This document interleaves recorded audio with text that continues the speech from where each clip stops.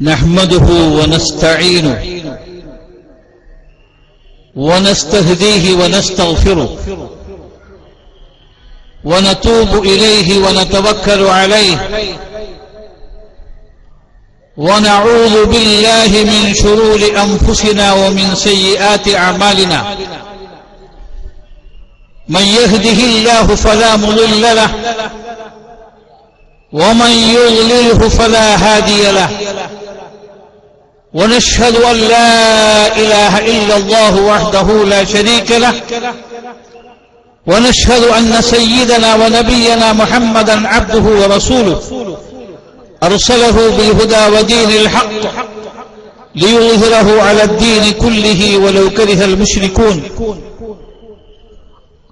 اللهم صل على سيدنا محمد وعلى آل سيدنا محمد كما صليت على سيدنا إبراهيم وعلى آل سيدنا إبراهيم وبارك على سيدنا محمد وعلى آل سيدنا محمد كما باركت على سيدنا إبراهيم وعلى آل سيدنا إبراهيم في العالمين إنك حميد مجيد أما بعد മഹാന്മാരായ സാദാത്തുക്കൾ, ബഹുവന്യരായ ഉലമാക്കൾ, സംഘടനാ നേതാക്കൾ, സുന്നത്ത് ജമാഅത്തിന്റെ കർമ്മധീരരായ പ്രവർത്തകർ, സഹോദരന്മാർ, സർവശക്തനായ അല്ലാഹു നമ്മുടെ നാട്ടിൽ ശാന്തിയും സമാധാനവും സ്നേഹവും ഐശ്വര്യവും വർദ്ധിപ്പിച്ചു തരുമാറാവട്ടെ. ആമീൻ. സമസ്ത കേരള സുന്നി യുവജന സംഘം യുവത്വം നാടിനെ നിർമ്മിക്കുന്നു എന്ന ശീർഷകത്തിൽ മിഷൻ 2014 കേരളത്തിൽ അവതരിപ്പിക്കുകയാണ്.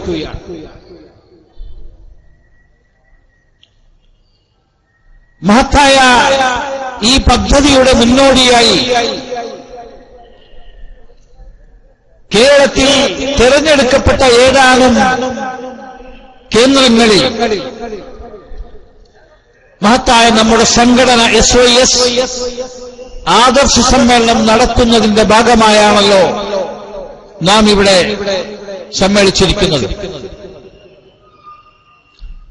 മഹത്തായ SOS ആ പ്രസ്ഥാനം ഇന്ന് കേരള മണ്ണിന് സുപരിചിതമാണെന്ന് പറയേണ്ടതില്ലല്ലോ. വിദ്യാഭ്യാസ, സാംസ്കാരിക, സാമൂഹിക, ജീവകാരുണ്യ രംഗത്ത് മലയാളികൾ മാത്രമല്ല, ലോകത്ത് അഹ്ലുസ് സുന്നത്ത് വൽ ജമാഅത്തിന്റെ പ്രവർത്തകർ എവിടെയുണ്ടോ അവിടെ മുഴുവനും മഹത്തായ പ്രസ്ഥാനത്തിന്റെ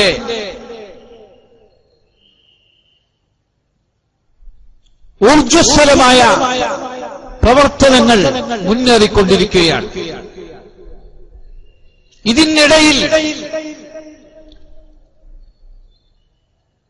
ഏതെങ്കിലും ഊശാലികൾ വല്ലതും പ്രകടിപ്പിക്കുന്നുവെങ്കിൽ നമ്മുടെ വിലപ്പെട്ട സമയം അതിനെ ഉപയോഗപ്പെടുത്തരുത് എന്നാണ് ആമുഖമായി നമ്മുടെ പ്രവർത്തകരോട് ഈ സമ്മേളനത്തിന് പറയാനുള്ളത്. മുസ്ലിം കേരളം, അതിന്റെ പൈതൃകം നമുക്കറിയാം. അതിന്റെ ചരിത്രം അറിയാവുന്നവരാണ് ഇവിടുത്തെ ബുദ്ധിജീവികൾ. പരിശുദ്ധമായ ഇസ്ലാം അതിന്റെ നിലനിൽപ്പിന് ആവശ്യമായ മഹത്തായ പദ്ധതിയാണ് പ്രസ്ഥാനം നടത്തിക്കൊണ്ടിരിക്കുന്നത്. ഈ പ്രസ്ഥാനത്തിന്റെ മുന്നിൽ ഭൗതിക രാഷ്ട്രീയ പ്രമഗ്ധത ബാധിച്ച ശക്തികൾ ഒലിച്ചുപോയ ചരിത്രമാണ് സമീപ കാലഘട്ടത്തിൽ ഈ കേരളത്തിന്റെ സമൂഹത്തിന് പറയാനുള്ളത്. ചോദ്യം ചെയ്യാത്ത പല രാഷ്ട്രീയ പാർട്ടികളും ഈ സമൂഹത്തിന്റെ നെടുനായകത്വം വഹിക്കുന്ന നേതാക്കളെ സമൂഹത്തിന്റെ മുന്നിൽ ഒന്ന് താറടിക്കാമെന്ന് ഉദ്ദേശിച്ചപ്പോൾ ഈ നൂറ്റാണ്ടിൽ രാഷ്ട്രീയ ഇന്ത്യ കണ്ട ഏറ്റവും വലിയ പരാജയം ഈ കേരളത്തിന് സമ്മാനിച്ചത് മഹത്തായ പണ്ഡിത നേതൃത്വത്തിന്റെ സംഘടനാ പാളയമാണെന്ന് മനസ്സിലാക്കിയിട്ടില്ലെങ്കിൽ ഒരിക്കൽ കൂടി മനസ്സിലാക്കാൻ ഈ സമയം ഉപയോഗപ്പെടുത്തുകയാണ്. അറബിക്കടലിന്റെ മണൽത്തരികളെ സാക്ഷി നിർത്തി മഹാനായ ഖബറുൽ മഹാനായ താജുൽ ഉലമ അവിടത്തെ ചൂണ്ടാളി വിരൽ കൊണ്ട് പറഞ്ഞു, എടാ നിങ്ങൾക്ക് ഞങ്ങൾ പാഠം പഠിപ്പിച്ചു തരാമെന്ന്. വലിയ രാഷ്ട്രീയ കിങ്കരന്മാർ, വലിയ വടവൃക്ഷങ്ങൾ ഇവിടെ കടപുഴകി ഒഴുകി വീണു. ആ ശക്തി ഈ യുവചേതനയിൽ ഒളിഞ്ഞു കിടക്കുന്നു. ഞങ്ങളുടെ ശക്തി ഞങ്ങൾ നാടിനെ നിർമ്മിക്കാൻ വേണ്ടി ഉപയോഗിക്കുകയാണ്. ഈ ഭാരതത്തിന്റെ വലിയ ഭരണസിരാ കേന്ദ്രങ്ങളിൽ വരെ മനുഷ്യന്റെ മൂക്കുപൊത്തിയിട്ടല്ലാതെ സമീപിക്കാൻ കഴിയാത്ത വിധം ധാർമ്മികമായ അധപ്പതനം ഇവിടെ നടമാടിക്കൊണ്ടിരിക്കുന്നു. നിയമങ്ങൾ സംരക്ഷിക്കേണ്ടുന്ന ജഡ്ജിമാരും ഭരണകർത്താക്കളും രാഷ്ട്രീയ നേതാക്കളും മുഴുവനും ഇവിടെ അഴിമതിയുടെയും അധാർമികതയുടെയും വലിയ കൂത്തരങ്ങാവുന്ന കഥകളാണ് ദൈനംദിനം ഇവിടുത്തെ മീഡിയകളിൽ നമുക്ക് മനസ്സിലാക്കാൻ കഴിയുന്നത്. ഈ സന്ദർഭത്തിൽ ഈ മഹത്തായ പ്രസ്ഥാനത്തിന്റെ നേതാക്കൾ, നേരത്തെ നിങ്ങൾ കേട്ടു ഞങ്ങളുടെ പ്രഖ്യാപനം, ഞങ്ങളുടെ നയം ഇവിടെ നന്മ കൊണ്ട് ഉപദേശിക്കുകയും തിന്മ നിർമ്മാർജ്ജനം ചെയ്യുകയുമാണ്. അങ്ങ് അമേരിക്കയിലെ വൈറ്റ് ഹൌസിൽ ചെന്ന്, സൗദി അറേബ്യയിലെ ഫഹദ് രാജാവിന്റെ കൊട്ടാരത്തിൽ ചെന്ന് അഹ്ലുസുന്നത്ത് വൽ ജമാഅത്തിന്റെ ആദർശം വശ്യമായ പുഞ്ചിരിയോടുകൂടി കാഴ്ചവെച്ച മഹാനായ ഖബറുൽ ഉലമയാണ് ഈ പ്രസ്ഥാനത്തിന്റെ നേതാക്കൾ. ആ ഖബറുൽ ഉലമയുടെ പേരിൽ നിങ്ങൾ ദുരാരോപണമോ അഴിമതിയോ പറയാൻ തുടങ്ങി ധാരാളം വർഷങ്ങളായി. മനുഷ്യന് ലോകത്ത് ഏറ്റവും വലിയ അപകടം അസൂയയാണ്. മാനവ ചരിത്രം പരിശോധിച്ചു നോക്കിയാൽ അസൂയ മൂലമാണ് ഈ പവിത്രമായ ഭൂമിയിൽ ആദ്യമായി രക്തം പരന്നത്. ആദം നബി അലൈഹിസ്സലാമിന്റെ മക്കൾ ഹാബീലും ഖാബീലിന്റെയും ചരിത്രം പരിശോധിച്ചു നോക്കിയാൽ ഹാബീലിനോട് സ്വന്തം സഹോദരന് അസൂയ വന്നിട്ടാണ് ആദ്യമായി ഈ പവിത്രമായ മണ്ണ് നീളമണിയുന്നത്. ഈ അസുഖത്തിന് ചികിത്സയില്ല, അതിന് ലോകാവസാനം വരെയും ചികിത്സയില്ല. മനുഷ്യ ശരീരത്തിന്റെ രക്തധമനികളിൽ പിശാചെന്ന് പ്രവാചകൻ സല്ലല്ലാഹു അലൈഹി വസല്ലം പഠിപ്പിക്കുന്നു. ആ പിശാചിന്റെ ഏറ്റവും വലിയ രോഗമാണ് അസൂയ എന്ന് പറയുന്നത്. പക്ഷേ ദൈവം തമ്പുരാൻ സൃഷ്ടാവായ അല്ലാഹു സുബ്ഹാനഹു വ തആല ഈ ലോകത്തിലെ എല്ലാ വസ്തുക്കളെയും സൃഷ്ടിച്ച് സംരക്ഷിക്കുന്നവൻ, എല്ലാ വസ്തുക്കൾക്കും ഒരുപോലെയല്ല കഴിവ് നൽകിയിട്ടുള്ളത്. ഓരോ വസ്തുവും ഈ പ്രപഞ്ചത്തിന് സേവനം ചെയ്തുകൊണ്ടിരിക്കണം. സൂര്യന്റേതായ സേവനം അല്ലാഹു അർപ്പിച്ചതാണ്. ചന്ദ്രന്റേതായ സേവനമുണ്ട്. വശംസു തജ്രീ ലിമുസ്തഖറിൻ ലഹാ ദാലിക തഖദീറുൽ അസീസുൽ അലീം. പ്രവിശാലമായ പ്രപഞ്ചത്തിന്റെ കോടിക്കണക്കിൽ ഇരട്ടി വലുപ്പമുള്ള സൂര്യൻ വിശാലമായ ഈ ആകാശഗംഗയിലൂടെ സഞ്ചരിക്കുമ്പോൾ അതിനേക്കാൾ എത്രയോ കോടിക്കണക്കിൽ വലുപ്പമുള്ള നക്ഷത്രങ്ങൾ, ഗാലക്സികൾ ഉപരിമണ്ഡലത്തിൽ കറങ്ങുന്നു. വിശുദ്ധ ഖുർആൻ നിയന്ത്രിക്കാൻ ട്രാഫിക് പോലീസ് ഇല്ല. നാം ഓടിക്കുന്ന ഈ വാഹനങ്ങൾ നിയന്ത്രിക്കാൻ എത്രയോ ട്രാഫിക് ഉപകരണങ്ങൾ ഉണ്ടായി.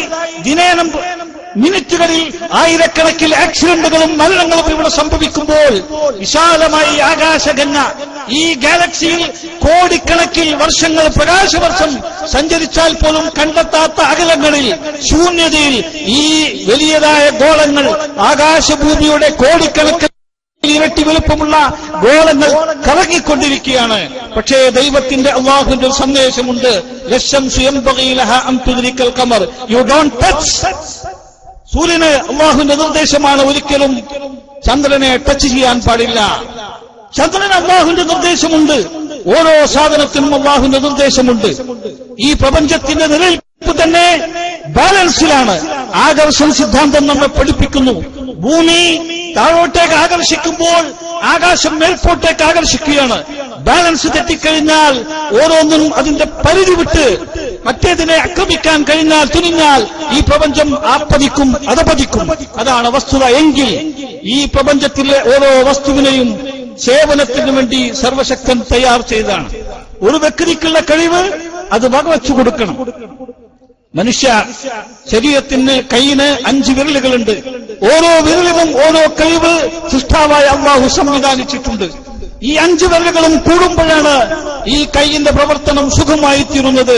അത് നിർമ്മാണത്തിനും നിർമ്മിതിക്കുമെല്ലാം ഉപകാരപ്പെടുന്നത്. എങ്കിൽ ഈ പ്രപഞ്ചത്തിൽ ഇവിടെ രാഷ്ട്രീയക്കാരൻ ആവശ്യമാണ്, പണ്ഡിതൻ ആവശ്യമാണ്, എഞ്ചിനീയർ ആവശ്യമാണ്, ഡോക്ടർ ആവശ്യമാണ്, സ്വാത്വികന്മാർ ആവശ്യമാണ്, വിദ്യാർത്ഥികൾ ആവശ്യമാണ്, വിപ്ലവകാരികൾ ആവശ്യമാണ്. അങ്ങനെ വ്യത്യസ്ത വൈവിധ്യവുമാർന്ന മനുഷ്യ ജീവിതത്തിന്റെ നാനാതുറകളെയും പ്രതിദാനം ചെയ്യുന്ന ജനങ്ങൾ ഇവിടെ ഒത്തൊരുമിച്ചുകൊണ്ട് ജീവിച്ച് സമസൃഷ്ടി സ്നേഹത്തോടുകൂടി ജീവിച്ചാൽ മാത്രമേ ഈ പ്രപഞ്ചത്തിന്റെ സുഗമമായ ഗമനം മുന്നോട്ട് ഉണ്ടാവുകയുള്ളൂ. എങ്കിൽ മഹാന്മാരായ പണ്ഡിതന്മാർ അവർക്ക് കഴിവുണ്ട്, കഴിവത്തേലാകൂ. ഈ ുലമയും മഹാനായ ഖബറുലമയുമെന്ന് ഈ ഇന്ത്യൻ സമൂഹം മാത്രമല്ല ലോക മുസ്ലിങ്ങൾ മനസ്സിലാക്കിയതാണ്. അതിന്റെ എതിരിൽ അസൂയ വെച്ച് ഏതെങ്കിലും ഭൗതിക ആളുകളോട് നക്കാപ്പിച്ച വാങ്ങി നിങ്ങൾ കൊല്ലണം കുത്താൻ മെനക്കെട്ടാൽ ചരിത്രത്തിന്റെ ചവറ്റുകൊട്ടയിലേക്ക് ഇവിടെ തള്ളപ്പെട്ടതുപോലെ നിങ്ങൾ തള്ളപ്പെട്ടു വരുമെന്ന് മാത്രമേ ഈ സമ്മേളനത്തിന് നിങ്ങളോട് പറയാറുള്ളൂ. മഹാനായ ഖബറുലമ ആരാണെന്നുള്ളത് ഇവിടുത്തെ പ്രധാനമന്ത്രി, ഇവിടുത്തെ രാഷ്ട്രീയ നേതാക്കൾ, ഇവിടുത്തെ മറ്റാളുകൾ, ബുദ്ധിജീവികൾക്കറിയാം. കേരളത്തിന്റെ ഒരറ്റം മുതൽ മറ്റേ അറ്റം വരെ ഞങ്ങൾ തിരുവനന്തപുരത്തേക്ക് കാന്തപുരത്തിന്റെ കേരള യാത്ര ഈ കേരളത്തിന് ഒരു ചരിത്രം സൃഷ്ടിച്ചതാണ്. ഇൻഷാ അല്ലാഹ് ഇനിയും ചരിത്രം ആവർത്തിക്കും. നിങ്ങളത് കണ്ട് മനസ്സിലാക്കണമെന്ന് മാത്രം ഈ സന്ദർഭത്തിൽ പറഞ്ഞുകൊണ്ട് ഞങ്ങളുടെ പ്രവർത്തകരെ നിങ്ങൾ മർദ്ദിക്കാൻ തുടങ്ങിയിട്ട് വർഷങ്ങളായി.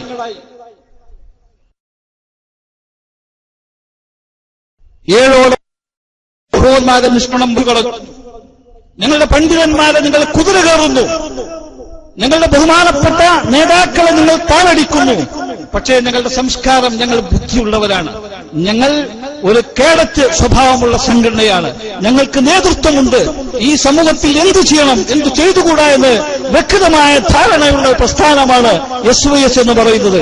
അതുകൊണ്ട് തന്നെ ഞങ്ങൾ ഈ സമൂഹത്തിന് സമർപ്പിക്കുന്നു 2014 മിഷൻ 2014 യുവത്വം നാടിനെ നിർമ്മിക്കുന്നു. ഇൻഷാ അല്ലാഹ് ഈ കൊച്ചു കേരളത്തിന്റെ മുഖം ഒരു വർഷം കൊണ്ട് ഈ പ്രസ്ഥാനം മാറ്റിക്കാണിക്കും. ഇവിടുത്തെ ഗ്രാമാന്തരങ്ങളിൽ ജീവകാരുണ്യ പ്രവർത്തനം, സാന്ത്വനം, വിദ്യാഭ്യാസം, അതിന്റെ പ്രവർത്തനത്തിന് വേണ്ടിയാണ് ഞങ്ങൾ മെനക്കെടുന്നത്. നിങ്ങൾ ചോദിക്കും, നിങ്ങൾ ചോദിച്ചിട്ടുണ്ട് ഞങ്ങൾ എന്തു ചെയ്തു എന്നുള്ളത്. 989 മുതൽക്ക് ഈ കേരളത്തിന്റെ ഗ്രാമാന്തരങ്ങൾ നൂറുകണക്കിൽ മതഭൗതിക സമന്വയ വിദ്യാഭ്യാസം അതിന്റെ സ്ഥാപനങ്ങൾ ഞങ്ങൾ നടപ്പിൽ വരുത്തി. നിങ്ങൾ ചെയ്തത് ഞങ്ങളുടെ പൂർവ്വപിതാക്കൾ ഉണ്ടാക്കിയ സ്ഥാപനങ്ങൾ കയ്യാറി നിങ്ങളത് അടിച്ചു തകർത്തു, സഹോദരന്മാരെ അർഹത ചെയ്തു. ഈ രാഷ്ട്രീയ കാപാലിക സ്വഭാവം നിങ്ങൾ നിർത്തിവെച്ചില്ലെങ്കിൽ ഞങ്ങളുടെ ശക്തി ക്ഷയിച്ചിട്ടല്ല, ഞങ്ങളുടെ സംസ്കാരം അത് അനുവദിക്കാത്തത് കൊണ്ടാണ് അതിനെ തിരിച്ചടിക്കാൻ എന്ന് മാത്രം പറഞ്ഞുകൊണ്ട് ഇവിടെ അപസഞ്ചാരത്തിന് വേണ്ടി, സമൂഹത്തിൽ കുഴപ്പം സൃഷ്ടിക്കുന്നതിന് വേണ്ടി ഏതെങ്കിലും മത പ്രസ്ഥാനത്തിന്റെ പേര് പറഞ്ഞുകൊണ്ട് ആരെങ്കിലും പുറപ്പെടുന്നുവെങ്കിൽ അതിന്റെ നേതാക്കളോട് തന്നെ, അതിന്റെ പണ്ഡിതന്മാരോട് തന്നെ പറയുന്നു, മഹത്തായ പ്രസ്ഥാനത്തിന്റെ പേര് പറയാൻ, സമസ്തയുടെ പേര് പറയാൻ നിങ്ങൾക്ക് അധികാരമില്ല. എടോ, സമസ്ത പഠിപ്പിച്ചതാണോ ഓരോ കോളേജിലും മൺമറഞ്ഞ മഹാന്മാരുടെ ഫോട്ടോ അനാച്ഛാദന ചെയ്യണമെന്ന്? ഏത് സംസ്ഥാനമാണ് നിങ്ങൾക്ക് പഠിപ്പിച്ചത്? ഏത് കിതാബെന്ന് പഠിച്ചതാണ്? ഏത് ആലിമ്യങ്ങൾ പഠിപ്പിച്ചതാണ്? നിങ്ങൾ ഓരോ കവലയിലും കഴിഞ്ഞുപോയ മഹാന്മാരായ കോടിക്കണക്കിൽ ഉസ്താദായ മഹാത്മാക്കളുടെ, മരിച്ചുപോയ മഹാത്മാക്കളുടെ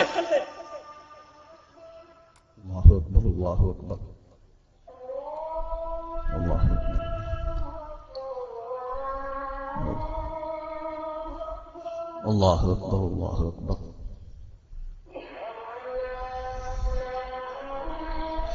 അഷ്ഹദു അല്ലാ ഇലാഹ ഇല്ലല്ലാഹ്.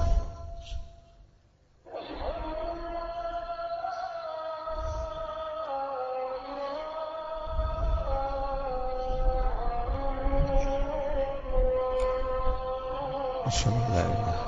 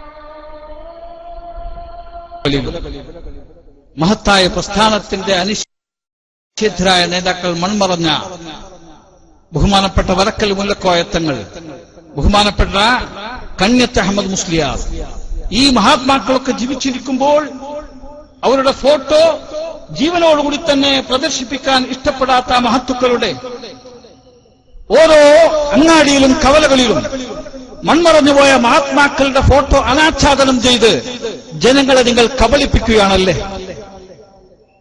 എടാ, ഫോട്ടോയിലല്ല ഇസ്ലാം, അതിലല്ല ദീൻ കിടക്കുന്നത്. ജീവിക്കുന്ന ആത്മാക്കളുണ്ട്, അവിടെയാണ് ഇസ്ലാം. നിങ്ങൾ കായ്ക്കറിയിലെ വന്തൽ പോലെയാണ്.